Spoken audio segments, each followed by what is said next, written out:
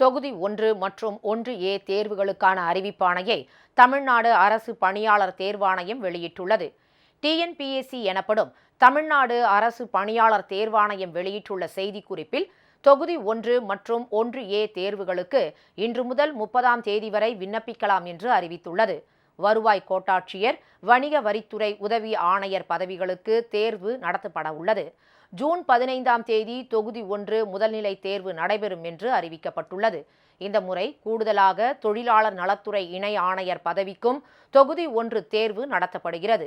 தொகுதி 1இல் 70 பணியிடங்களுக்கும் தொகுதி 1Aயில் 2 பணியிடங்களை நிரப்பவும் தேர்வு நடைபெறுகிறது.